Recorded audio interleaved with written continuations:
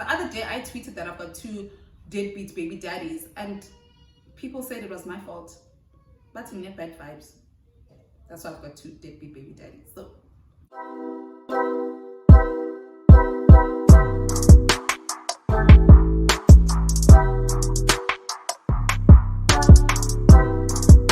hi guys, welcome to my channel and thank you so much for being here. So today I want to address something that happened on Twitter yesterday. Sunday Twitter, parent Twitter was set alit because of a tweet or a thread maybe that one of the mommies posted. So I'll put it up here if it's still available. I don't know, sometimes Twitter can like get to you so badly that you fold. So I do hope that the lady who posted the original tweet hasn't deleted. I think even if she has, I'll probably find the screenshot. But basically she was talking about the fact that we are raising kids that are very entitled.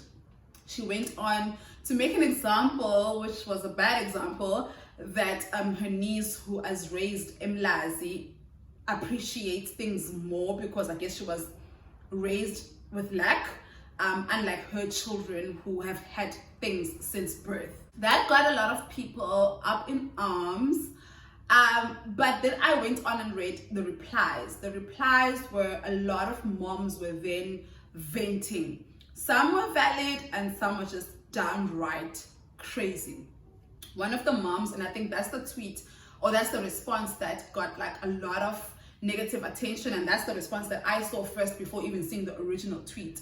This lady says that she works however many hours a day and then she comes home, but her daughter doesn't cook. So what she's done now or recently done, I don't know if it's something that she does all the time, but she just goes to Nando's and then she eats her Nando's and then she comes home full. So basically to the daughter's born. So a lot of people were just like, what kind of parent are you and stuff. I don't agree with what she does, but that is because of the way I was raised. If that works for her, it works for her. And there was a whole question about how old is the child in question, and she later on did say that the child in question is a first-year varsity student. So it's someone who can actually cook. Even though I've got a lot of thoughts about that, I'll get to that. I want to address the fact that she eats out, then comes home full. If that works for her, whatever. Personally, it doesn't feel right to me. I was raised by my grandmother, who's a domestic worker, and every day my grandmother would come home with a pie and a bawan, and would get home and then we'd all share it with my cousins and stuff. And we just thought it was our grandmother was treating us. Up until one time I went to go visit my grandmother. I spent the day with my grandmother at her madam's house, and then I realized that the pie and the bawan is actually her lunch. Like her madam leaves her a pie and a bawan every day, and she doesn't eat it. So she would make bread with peanut butter or whatever, and then she would eat that, but it would always come home with the pie. And I was just like, well, damn. And then also my mom, when I lived with my mom, she would also basically do the same thing, but not in terms of she would come home with her lunch because she's a nurse, but whenever, she still does it till today, whenever she goes out with her friends for lunch or whatever, she will come back with a doggy bag because her thing is just like, at my big age, I'm 32, my mom still worries about me and what I've eaten and stuff. And that has also rubbed off me now. It was even worse when I lived provinces apart with Alwande. I'd literally be sitting at some fancy restaurant in Joburg and thinking, oh shit, Alwande na. Even though Alwande lives with my mom, I know she's taken care of, but that thought would always, I can't eat without knowing if my kids have eaten. As a result, now that I live with both my kids, when I do go out, I will pass by like a KFC or a McDonald's. Alwande likes McDonald's, and I'll buy her something just to make sure that I know that she would have eaten, but just to fill that void with I mean, I'll get her something at McDonald's. I'm not sharing my salmon with these kids.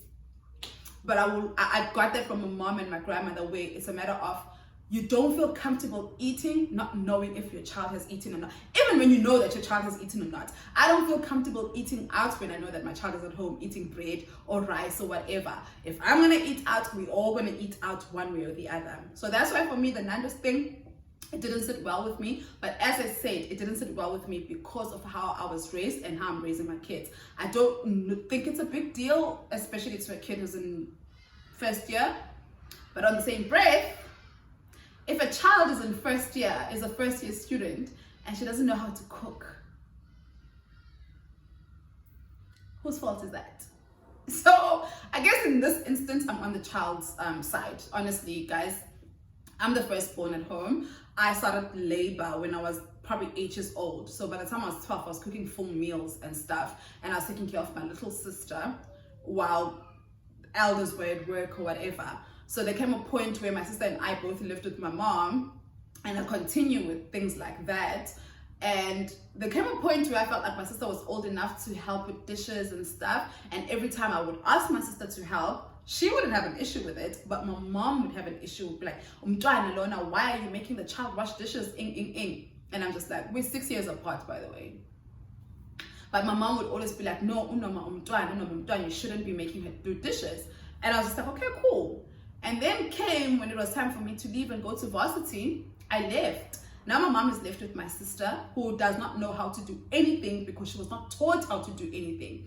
And now my mom is frustrated. She'll call me every day and being like, my sister doesn't do this, my sister doesn't do that. And I'm just like, but you created that monster. Like, you made sure that Noma doesn't know how to do things. And now that because you wanted to do things she can't, we're at a point where what do we do now?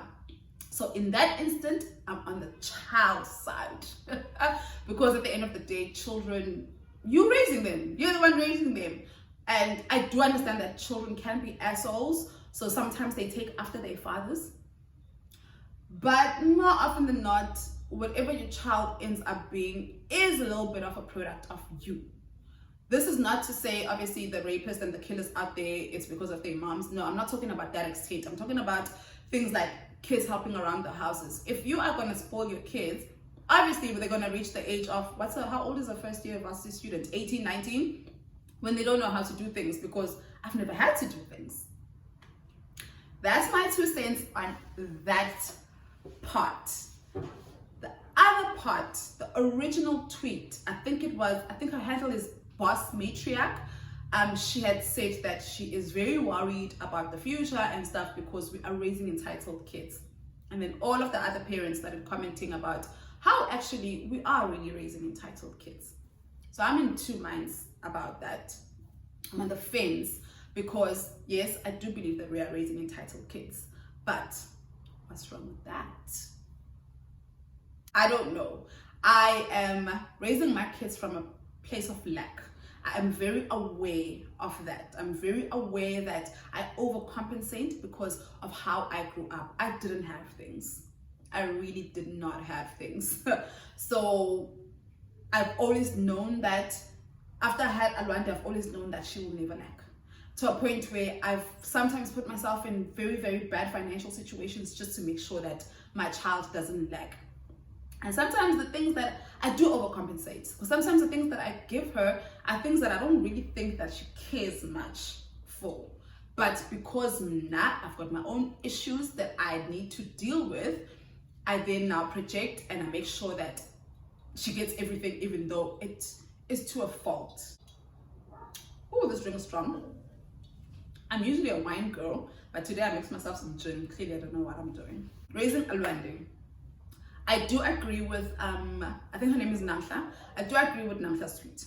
We are raising entitled kids, and I don't know why she was attacked that much. And I've noticed that the people who were attacking her were people who didn't have kids, which is fine because everyone has an opinion. But maybe also those people felt like they have a right to attack her because maybe they were also raised in a type of way. So we all have an opinion, but the parents were basically agreeing with her. I mean, some of them are ridiculous. Someone said that their 7-year-old is entitled because he wants to ride with granddad because granddad buys him KFC. He's 7. At 7, wouldn't you have appreciated KFC every day? I'm 32 and I would appreciate someone buying me KFC every day.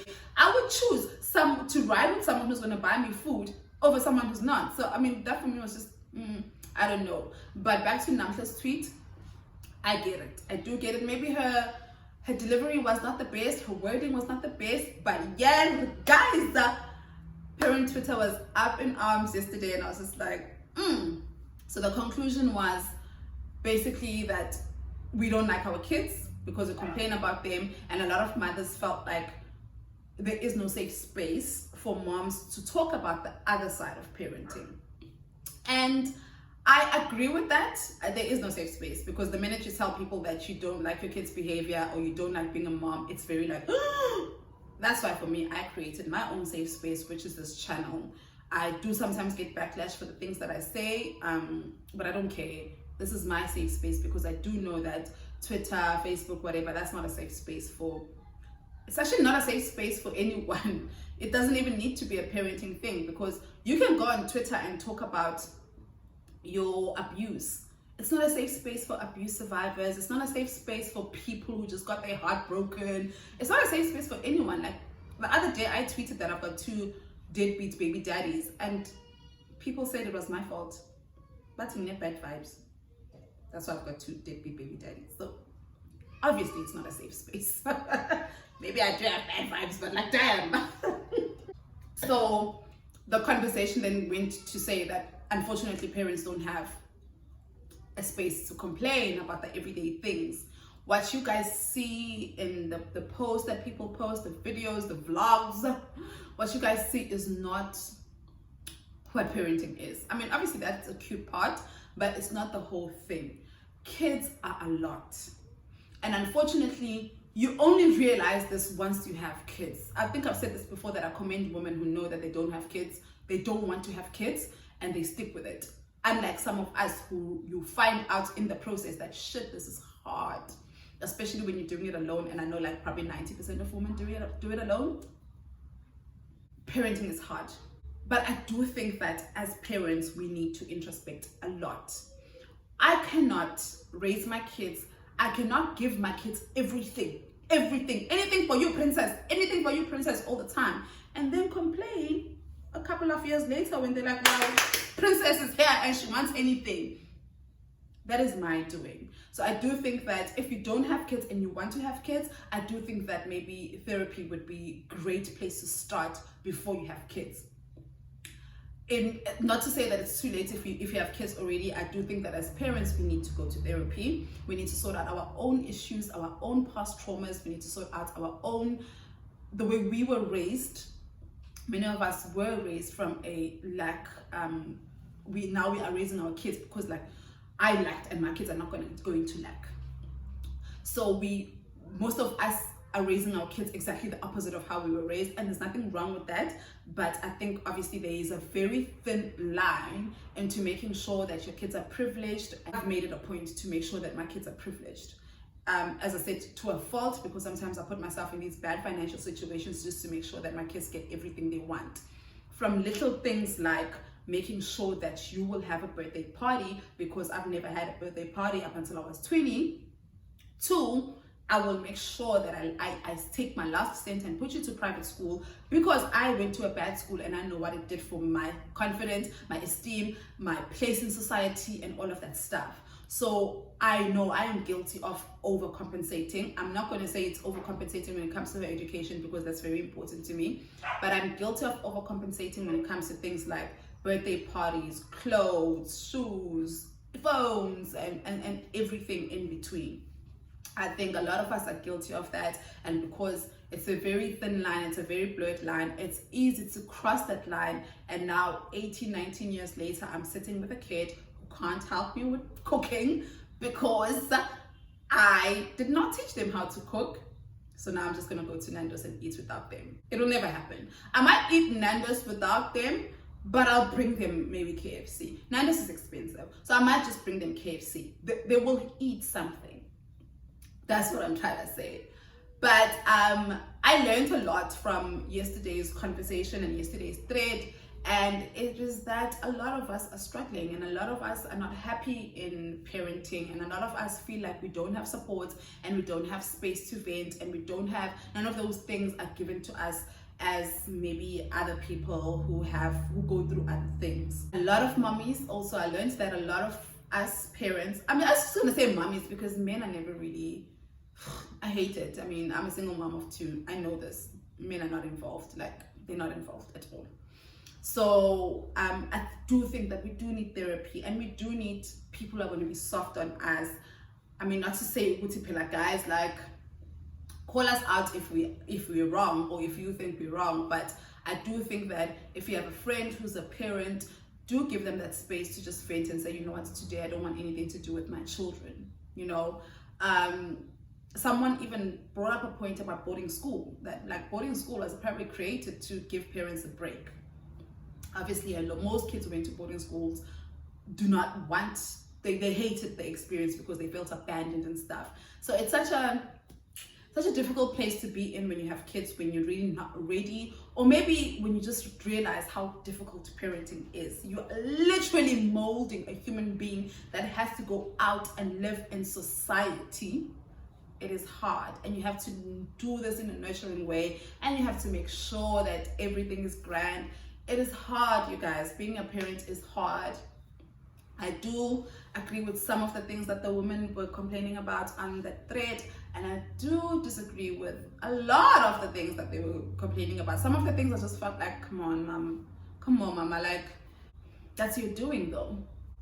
Introspection, yeah, parenting is hard, and my last words would just be like, just be easy on parents. Let them complain, give them the space to vent a bit. But once again, if you have an opinion, I'm always like willing to take opinions. Most of my friends don't have kids, but I cry to them when I have parenting issues, and they always give me advice, and it's valid advice, and I'm just like, damn, for someone who's not a mom, you good at this. So I take advice, like whether you have kids or not, I listen and I take it in, because you don't necessarily have to have kids to understand what good and bad parenting is. You know from your own experience, or you see your friends going through it, you will know. So I'm always open to taking that advice. And because I did see a lot of people yesterday were saying, well, all of these people who are commenting are not parents. Guys, you don't need to be a parent to see if you are a shitty parent or not. Like, you can tell a shitty parent because we've been parented. Whether you have kids or not, you have been parented. I get it. I'm not mad about that.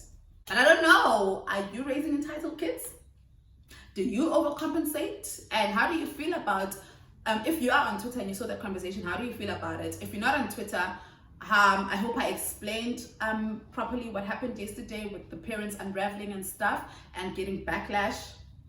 How do you feel about the way our generation is parenting? We are so focused on, I don't want to raise my kids the same way I was raised. Are we missing some few values that we could actually just take from our parents and onto our kids? Or do we need therapy? I think we do. Everyone needs therapy. If you can afford it, please go. But like, what are your thoughts on our generation and how we are handling everything? Do you think that we overcompensate? When you look at your nieces and nephews, if you don't have kids, when you look at your nieces or your nephews, your friends' kids, do you find them to be bratty? Do you think they're overprivileged? Do you think they're too entitled? Do you think they'll be able to fit in society 18 years from now when you finally release your kids? What do you think about this whole entitlement issue that had Twitter up in arms yesterday? As usual, I always love to hear from you guys. So if you can, please comment in the comment section and let's talk about this. Once again, my channel is a safe space. If you're feeling some type of way about your kids, you're always welcome to comment on my videos, or you're always welcome to DM me privately. I'm always open to talk about the other side of parenting, the side that you guys don't get to see. Because like, damn, like, kids have good PR. Kids have really, really good PR, but they can be really awful. So I'm always here for that. Maybe too much, but I'm here to talk and listen, especially about the messy and ugly side of parenting. That is it, you guys, from this video. Thank you so much for watching. Please don't forget to subscribe and like my videos, and I will see you next time.